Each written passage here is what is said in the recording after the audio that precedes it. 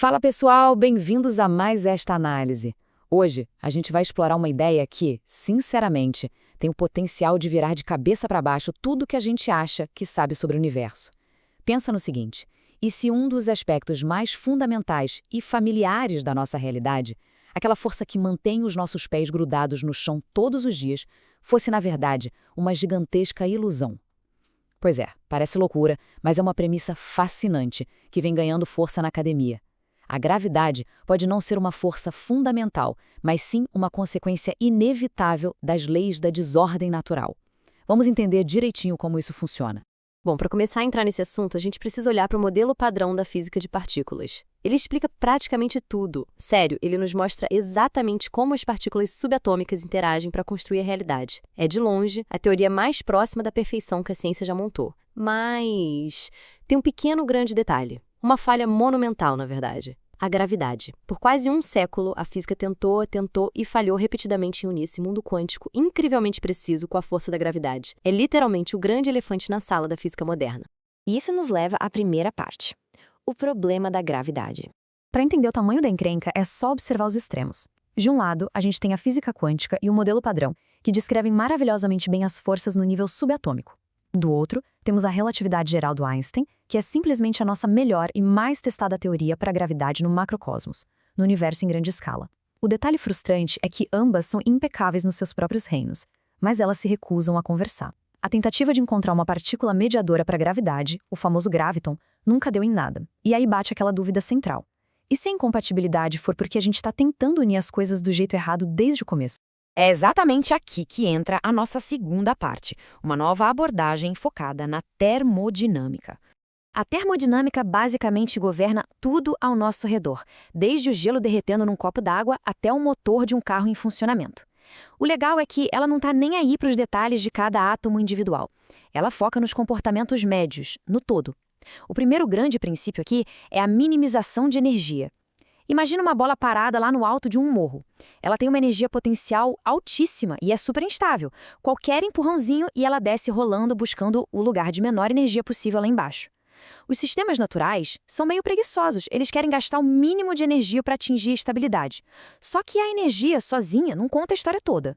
O que nos traz a nossa terceira parte, entropia e as forças termodinâmicas, a regra da desordem. A tal da entropia é, no fundo, uma medida da desordem. Pensa numa garrafa térmica muito bem isolada. Se a gente colocar água quente e pedras de gelo separadas lá dentro, o sistema está super organizado, cada coisa no seu quadrado. Isso é o que a gente chama de baixa entropia. Mas, se a gente abrir a garrafa algumas horas depois, bom, vai ser só água morna. A energia total ali dentro não mudou nem um pouco, mas a bagunça, a desorganização aumentou de um jeito dramático. A entropia aumentou. A grande regra da natureza é essa: em processos espontâneos, a desordem nunca diminui, ela sempre tenta aumentar ao máximo. O mais incrível de entender agora é que, sempre que a entropia muda, nasce uma força termodinâmica. A temperatura, por exemplo, é uma força que move o calor para maximizar essa desordem térmica.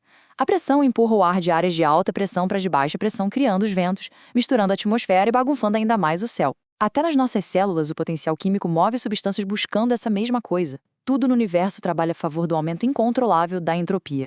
Então, vamos para a quarta parte, o pioneirismo de Jacobson, com o grande avanço lá em 1995. A grande questão que fica agora é: beleza, a entropia explica o vento e o gelo derretendo. Mas como essa desordem termodinâmica consegue criar algo tão imenso e imponente quanto a gravidade planetária? A resposta começou a tomar forma com um artigo histórico do físico Ted Jacobson, em 1995. O que ele fez foi simplesmente genial. Ele pegou o fluxo de energia e as equações de entropia de buracos negros e, usando apenas conceitos puramente termodinâmicos, deduziu matematicamente as leis da relatividade geral do Einstein. Um detalhe importante: ele não cravou ali que a gravidade era 100% termodinâmica, mas ele provou no papel que a gravidade podia sim ser descrita e estudada através das variações de energia e de entropia. Foi a semente definitiva para a ideia de uma gravidade entrópica. Chegamos então à quinta parte, o modelo didático dos ímãs, para a gente finalmente visualizar essa ideia. O maior obstáculo na física sempre foi como a gente visualiza na nossa cabeça a gravidade surgindo da entropia. Para resolver isso, um artigo super recente, de 2025, trouxe um modelo didático sensacional. Lembrando que é um modelo exploratório, tá? Feito para ajudar a inspirar pesquisas. Não é uma prova definitiva de como o espaço real funciona. A sacada desse modelo é imaginar o universo como um tabuleiro gigante cheio de pequenos ímãs apontando para direções totalmente aleatórias. Esses ímãs servem para representar átomos de um gás cósmico ou a própria radiação de fundo que permeia o vácuo. Isso ilustra de forma brilhante o mecanismo em ação. No começo, o tabuleiro é o puro caos. Setas para todo lado, ou seja, alta entropia global. Mas quando a gente adiciona uma grande massa, como um planeta enorme ali no meio, esse planeta age como um imenso agrupamento de ímãs. E imediatamente ele alinha e organiza os ímãs menores ao redor dele. Em outras palavras, a presença de uma massa grande organiza o espaço e, com isso, diminui a entropia local. O espaço pertinho do planeta fica arrumadinho. E aqui vem o grande momento de virada de chave. Presta atenção na diferença dos cenários. Se existem dois planetas muito distantes no tabuleiro, cada um deles organiza uma área gigantesca ao seu redor. Isso cria muita organização e derruba a entropia do universo, algo que a natureza detesta. Mas se os planetas se aproximarem, as áreas que eles organizam começam a se sobrepor. O resultado? Juntos, trabalhando na mesma área, eles afetam uma quantidade muito menor de ímãs pequenos. Com menos ímãs sendo controlados, a desordem geral do tabuleiro aumenta. Como a natureza exige que a entropia global sempre cresça, a única solução termodinâmica é empurrar esses planetas um na direção do outro, diminuindo a pegada de organização deles. O ponto crucial aqui é literalmente de explodir a cabeça.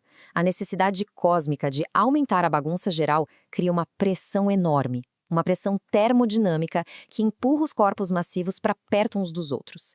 E adivinha só?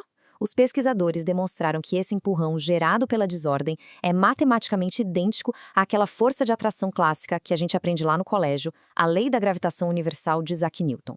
A força que faz uma maçã cair da árvore pode não ser uma atração intrínseca e misteriosa, mas simplesmente o universo tentando desesperadamente se desorganizar. O que nos leva à nossa última parte. O futuro da física. Como vamos testar isso? Para testar se isso é real, a ciência vai ter que olhar de perto para o nível atômico. Se a gravidade for mesmo uma força quântica fundamental, os experimentos futuros deverão observar uma atração suave e perfeitamente constante. Mas e se ela for entrópica? Aí a história muda. Pensa no vento de novo. Ele parece constante e liso batendo no rosto. Mas, no fundo, é o resultado de trilhões de choques microscópicos super aleatórios das moléculas de ar. Se a gravidade for baseada em termodinâmica, futuros experimentos de altíssima precisão vão começar a detectar flutuações microscópicas estranhas na intensidade da própria gravidade. Ela vai tremer lá no fundo. E isso deixa a gente com uma tremenda pulga atrás da orelha. A jornada para provar essa teoria está apenas começando.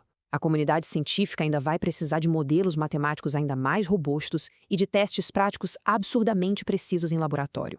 Mas a simples possibilidade de que a força mais famosa da natureza, aquela que rege planetas e galáxias, seja só um efeito colateral do caos natural, convida a gente a repensar tudo. Fica aí a reflexão final. Será que faz sentido para a nossa compreensão do cosmos que a gravidade seja puramente um subproduto da desordem?